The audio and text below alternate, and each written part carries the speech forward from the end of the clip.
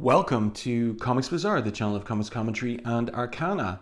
This video features the Uncanny X-Men number 341, cover dated February 1997. Now this was on sale in December of 1996. The cover is by Joe Madureira, inked by Tim Townsend and coloured by Steve Buccellato. And it's a pretty striking cover featuring Gladiator unexpectedly against or versus Sam Guthrie, aka Cannonball. So pretty dynamic cover. Really bright colours on this one. This one definitely would catch the eye on the comic shelves of December 1996. So let's open this one up to the splash page, and it is a very memorable splash page for me and probably for some of you too. And it is also a tribute to the splash page of Uncanny X-Men number 98 from December 1975. And yeah, I really love this splash page. So you can see there the title of the story, When Strikes a Gladiator, and the creative team, Scott Lobdell, writer, Joe Madureira, penciler, and Tim Townsend on inks. And then rounding out the creative team, Richard Starkings and Comicraft on the digital lettering, and Steve Buccellato and Team Booch on the digital colors. So this obviously is Rockefeller Center in New York City, Manhattan. And like I said, this is a tribute to, an homage to the famous splash from Uncanny X-Men number 98 of the X-Men of that era. Just exactly in this spot in front of the huge Christmas tree in Rockefeller Center. And it's Christmas Eve, just as it was in issue 98 as well. So there are plans afoot, and various X-Men have their projects that they're determined to pursue this night. So the person holding court here is the Beast. He's using an image inducer in order to appear less blue and furry-like, and he's with his girlfriend, who he's recently reconciled with, Trish Tilby, the news TV reporter, and he's making invitations. No, actually what he's doing here is he's making a prediction, and I mean, the snow is falling all around, for a white Christmas, exactly, he says. So yeah, I just love this splash page, the amount of detail in this. You've got the detail of all of the revelers there skating on the ice rink in front of the center. And we've got various people here, different facial types, and what would we say, like fashion styles here in the foreground. We've got Santa Claus there about to move into frame, ringing those Christmas bells. It's just excellent, and I love all the multicolored lights and baubles on that big Christmas tree. It's a really great splash. So you can see that having put all that work into that particular page, Madureira pulls back a little bit. So we've got open backgrounds here. And who would begrudge him taking a little break after putting all the work into the splash page? So Beast makes an invitation to come with him and Trish Tilby for Christmas Eve dinner, and now we get the various responses. So Gambit, who has been in a bit of a funk of late since the arrival of Joseph, and clearly understanding that he's now in a love triangle and that Joseph is in effect winning because of his dark secret past that Rogue learned when she kissed him before the events of the Age of Apocalypse, but which she has forgotten somewhat, and which has meant that she's cooled their relationship. So Gambit says he's not coming for dinner, he's got other plans. And Rogue here, she kind of responds with surprise, but Remy, I thought. But off he goes, and his face is completely in shadow there, just the red of his eyes showing through. He says, "Merci anyway, Cher," sides Rogue. "Papa always taught me trees a crowd." So you can see here too that Madureira doing some cartooning, just the way that Mark Silvestri used to do it, in fact, but in this manga type style, where she's got this little kind of angry little steam coming out the top of her head.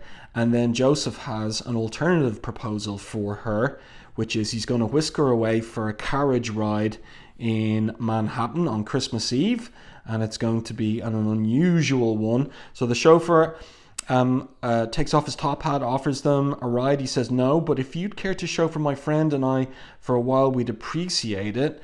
And Rogue would rather something else. Sulks as Joseph, and she goes point, so she's on board for Joseph, aka Magneto's unusual horse carriage ride in Manhattan, which we'll see what that is exactly in a few pages' time. So what about Bishop? Does Bishop want to come for dinner? No. He says, do I need to come up with a polite excuse, or is it enough to say that after the events of the past few weeks, and that's everything with Professor Xavier gone, Onslaught, all of that, I was looking forward to an evening alone. So off he goes, but he seems happy enough about his quiet evening alone. This is a really nice panel here. I like the choice to just slightly tilt the angle, give it a bit of a Dutch angle there.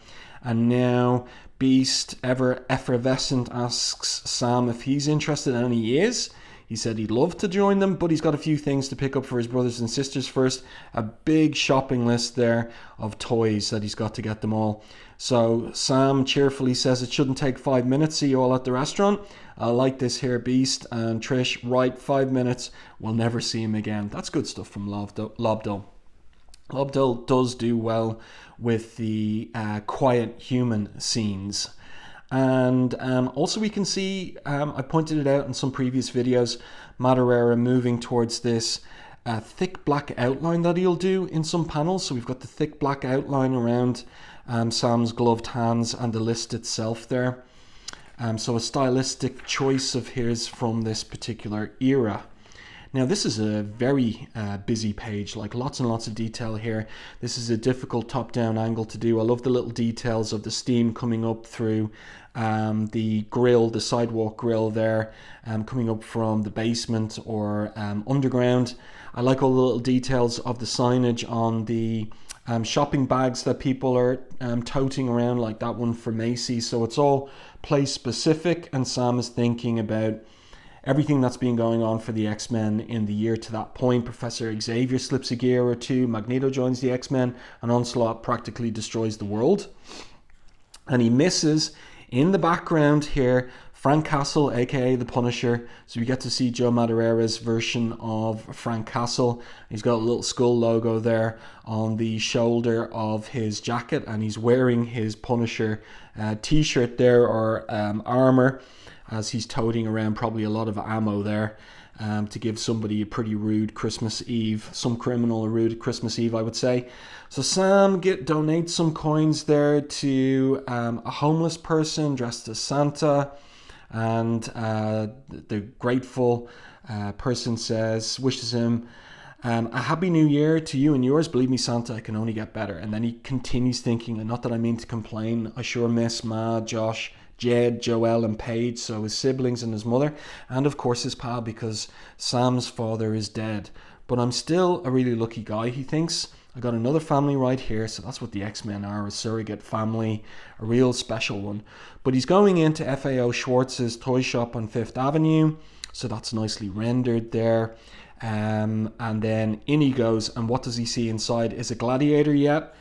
Let's have a look. No, it's just the madness of a toy shop on Christmas Eve, filled with desperate parents and their wild children, probably all hopped up on sugar. But that's a really cool anchor image there. The massive teddy getting its eye pulled out by this wild child there. And Sam thinking to himself, deep breaths, just think of it as a danger room with kids. So that's pretty good stuff. Lots and lots of cartooning going on there. I think there's even a little version of Woody Allen there in the toy shop too. And then one of the shop's assistants comes up to him, a very winsome and fetching shop assistant. Can I help you, sir? She asks, and he says he hopes so, taking off his hat because he's a proper southern gentleman. Do you sell Mongozoids 3000 cartridges? So I never heard of that game.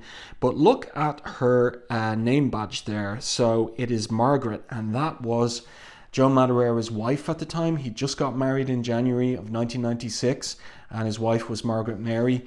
And unfortunately, they've separated. They had 2 children, and they separated in 2010. That was all in the future. Sad to kind of think about it that way. But she was his model for, you can see this character here, but also subsequent to that. I'm trying to remember the name of the character from Battle Chasers. I did pick up a few issues of it, but I wasn't a huge fan of the storyline, let's say, or the art certainly, but the red-headed character in that particular series. And also reputedly she was his model for Rogue as well. So a little tribute to his wife at the time, and she's taking a shine to Sam, and then suddenly, we got to have some action, yes. And so we have this teleportation power effect. I love the magenta colors here, and there emerges from it someone who's got something of a mohawk there. Who could it be? Of course we know who it is from the cover. Sam the hero saves the shop assistant, and he is knocked into by this guy here. Turn the page, get past the advertisements. Who could it be? Of course it's Gladiator. So this is a really cool anchor image here. Gladiator, a kind of Marvel version of Superman in many ways. As strong as Superman, at least when he is confident of his powers. And that plot point, that aspect of his power will become a plot point towards the end of this particular issue. But I love the cartooning here. The way that we move from Sam here, he's protected the woman, she's okay, and Madureira moves the camera back but keeps it steady with his figure there. The hand grabs him over the head, and then here we are with a side profile, and we can see that Gladiator there has his bunched fist and ready to give Sam a box if he doesn't cooperate. Yes, Cannonball. Praetor, he responds to what Cannonball says, that he's Gladiator of the Imperial Guard. So he says, yes, Praetor, spelt wrong, of the Royal Galactic House of the Shi'ar Empire. I came in search of the X-Men. You will do. Okay, so we kind of figured that if Gladiator's turning up, he's going to be looking for the X-Men for something or other. But we get a little scene switch here, and this is quite magical. This little insert into the story. What's going on with Rogue and Joseph? So now they're having this carriage ride through Manhattan, but way up in the air, because Joseph is using his magnetic powers to levitate the carriage.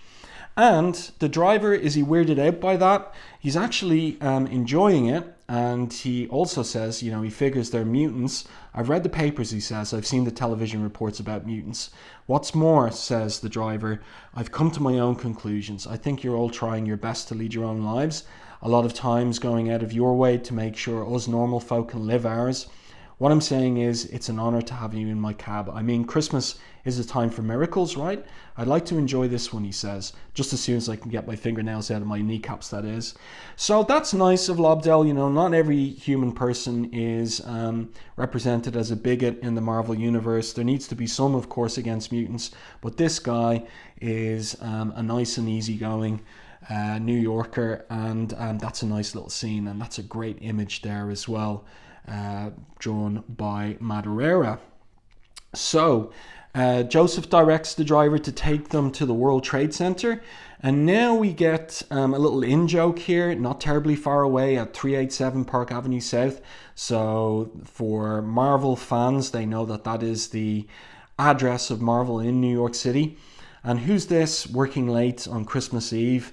Well, it's Bob Harris. So this is Madureira's little cartoon version of Bob Harris. He's working late on Christmas Eve. He sees the horse-drawn carriage passing by his office window, and he says to his wife, I have been working too hard, I'll be home soon, love you, and off he goes, like loosening his tie, and out the door he goes. That's a nice little scene there, 6 panels, really well done, good stuff from the team.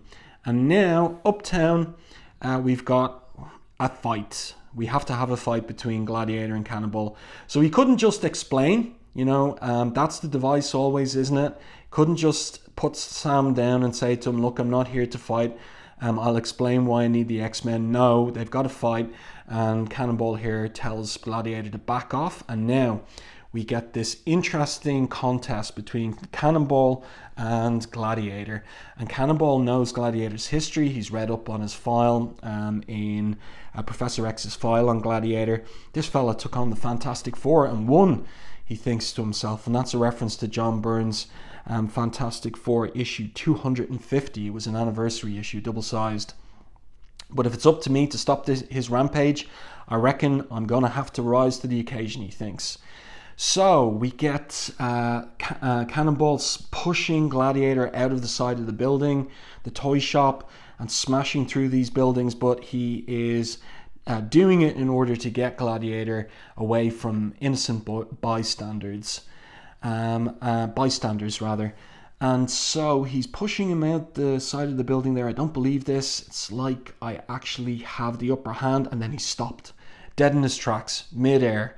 Did we just stop in mid-blast? Yes, says Gladiator, but that ain't possible. Impossible Terran is a matter of perspective, says a grinning Gladiator. And you can see there just a hint of maybe what Madureira would do if he was drawing Superman. That big jaw, that big square jaw. So we get him pushing against Gladiator, telling him to stop before he hurts himself, and Cannonball determined, no, he's going to get the upper hand.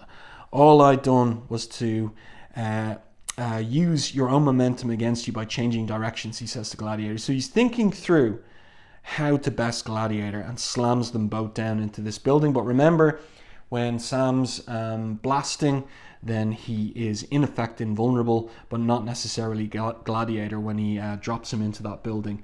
So then we switch to the Twin Towers. As close as you can get to the top of the world in New York City, declares the third-person narration. And here we have Joseph. He's been working on something in recent issues in connection with Rogue. And this is the surprise he's been planning for Rogue for several days.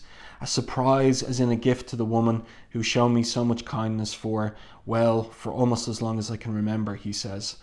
And behold, you're looking at the inner webbing of the so-called Xenox chamber. Over the last few nights, I've been deconstructing it, transporting it from the room beneath the X-Men's Westchester mansion, and recalibrating its essential psi gradient infrastructure to coincide in an open air environment. So lots of techno-babble there. That's nice, Joseph, says Rogue. But why? So let's turn the page and see what it could be that Joseph has cooked up.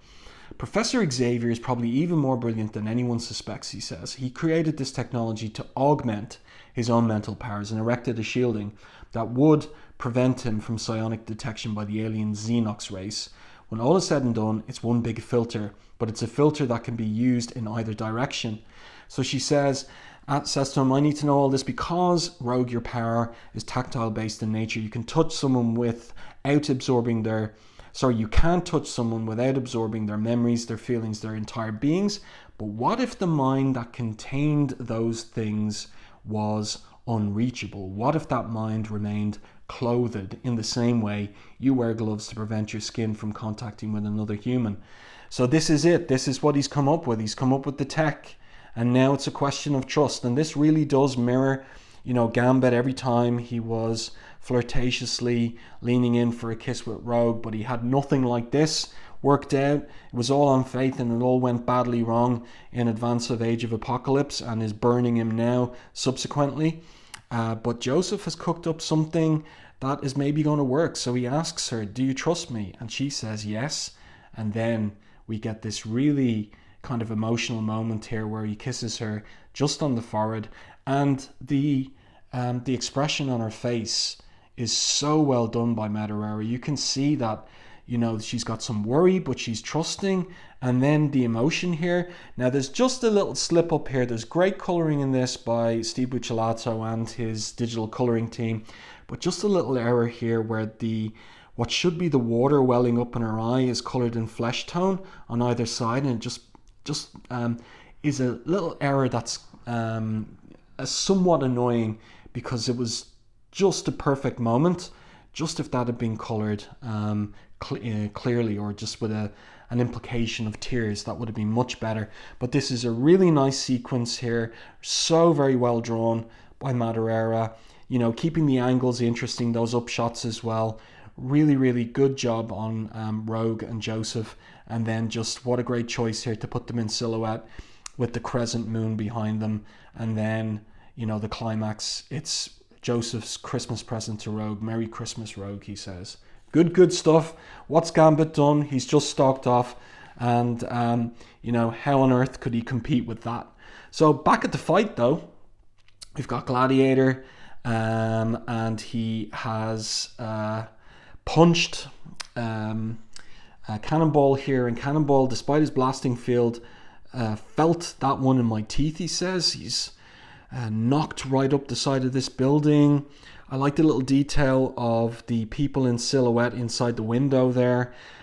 This is an interesting choice too. It's almost like there's fireworks going off in the air as the two of them are slamming into each other, and we've got the sound effect taking up the whole of the vertical panel, and then a final panel with no borders as Gladiator has wrapped Cannonball up in a steel girder, it looks like. But Cannonball busts his way free of that.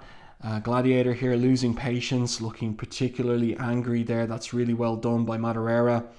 And he says that he is going to punch Cannonball into the center of the sun. So Cannonball says to him, "You're joshing, right?" Joshing? So Gladiator doesn't get that term. And he thinks to himself, Cannonball, he's not. He can do it too. From what I remember, Gladiator can do anything he sets his mind to. This is going to hurt, he thinks, unless... So he's figured out a way to manipulate that one Achilles heel of Gladiator's.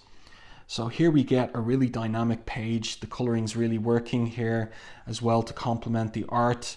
It's been said, declares this third-person narration, that in the instant before death, your life flashes before your eyes. That's not what happens to Sam Guthrie. Instead, he recalls everything he knows about Gladiator and how the Imperial Guardsman's power works. It has been theorized that Gladiator is essentially fueled by confidence, that his superhuman invulnerability is in part psionically reinforced. Dispatching one lone X-Man, Cannonball no less, should be as simple as dropping out of orbit. But despite the punch that should knock him into the center of the sun, there he is, unhurt. Was that your best shot? Asked Cannonball. That's really good stuff. Gladiator's absolutely taken aback. But that was my most powerful blow, he says. And you live? That's not possible. And now Cannonball is able to basically bop him in the side of the head. We got a saying around these parts, sir: impossible is a matter of perspective. And knocks him into this construction site. Looking at his fist there. Really great storytelling on these pages by Madureira. Excellent stuff. Really great work. Very, very enjoyable. And now we're coming towards the end of things. So the X-Men have arrived. They've heard that there was trouble in the area. Beast figures out what Cannonball did. And Gambit too has turned up. He says to Cannonball, "My favourite part was when you waited for the exact instant he doubted himself before you gave him the coup de grace." "Thanks, sir," says Cannonball. And he's earned Gambit's respect. "Call me Remy, Sam." And I like this little joke, or Joseph at the very least. So he's really, really jealous. So, of course, Gladiator isn't going to be taken down 100% by that. Being knocked into the construction site. So he emerges, and Joseph uses his power. He and Rogue have arrived to keep those steel girders from knocking out Beast and Trish Tilby. And Rogue says, "We could hear the fight all the way downtown, Sam. We got here as quick as we could." So she asks, because she's kind of moved into position of team leader at this point, which is very, very interesting. "What started this?" she asks. And Gladiator bows down, which is somewhat out of character for him, I would say. But in any case, he says, "I humbly confess I was fully responsible.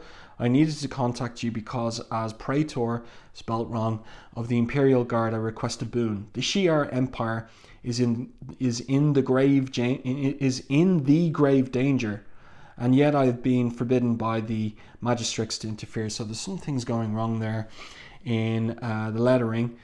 And Rogue says this entire confrontation was merely to get her attention. If is telling the truth, that sounds a bit off as well, Gladiator. "I'm not quite convinced of that. We would be happy to help, Lilandra. What do we have to do?" So this is it. Like, it's a device of superhero comics that nothing gets explained until after people have taken pops at each other. But in any case, here he goes. He says, "As much as it shames me to say this, you have to go in my stead." So he's got to stay. They've got to go. And now he produces these glowing balls. It is Christmas. Remember those baubles on and lights on the Christmas tree? It's kind of interesting to consider that we get more glowing baubles at the end on the last page of this issue, but they have a very particular effect. Rogue says, I reckon we could do that. We'll need to contact the others, and time is of the essence, he says. Always has to be of the essence. No time to explain everything. What are these things? Probes? No, they're transit spheres. Transit spheres is in some sort of teleportation as they begin to teleport. What the heck did you do to them, Gladiator? Asked Cannonball. If you hurt them, so help me. But he says, stand back, child. They've been teleported to the royal cruiser of the Imperial Guard. At this moment, your friends are en route to the heart of the most dire conflict the Shi'ar have ever faced. What about me? Asked Cannonball. Yeah, why isn't he going? He went toe-to-toe with Gladiator and did well. Gladiator says, kind of strangely, to send a youth into such danger would lack honour. For if your 6 comrades are not successful, the Shi'ar Empire will fall and the rest of the universe will follow. So the stakes are tremendous. They are the complete stakes that there could possibly be. But hang on, hold on a minute. Who were the 6 people who were teleported? Well, one of them was Trish Tilby. So what on earth is Gladiator doing keeping Sam on the ground with him, not letting Sam head off with them, and allowing a TV news reporter, a human with no powers, to go with them? That's bananas. Like, something's gone wrong there, I think. And I want to see in the next issue whether Trish was teleported with them. But he's saying 6, and there's 6 of them there. But it's a mad little decision, to be honest with you. It doesn't make 100% sense.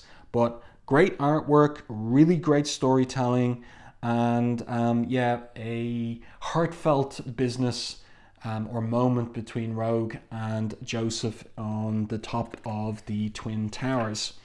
So 2 pages of letters here, nothing interesting in them. Next month the Shi'ar is in war. What is it good for?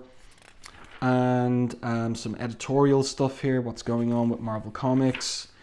Advertisement for Thunderbolts. They were hyping this one. So you get to see some black and white artwork here by Mark Bagley. Character designs, Meteorite there, various other characters too.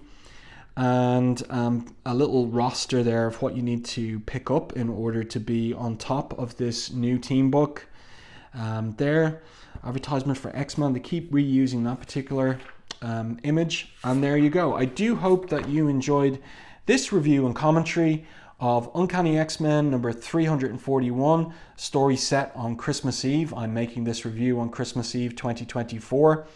Let me know your thoughts on this one in the comments section. If you enjoyed my review and commentary, please like the video on YouTube and share it. It really does help the channel. And if you haven't done so already, subscribe to the channel and stay tuned for more content like this.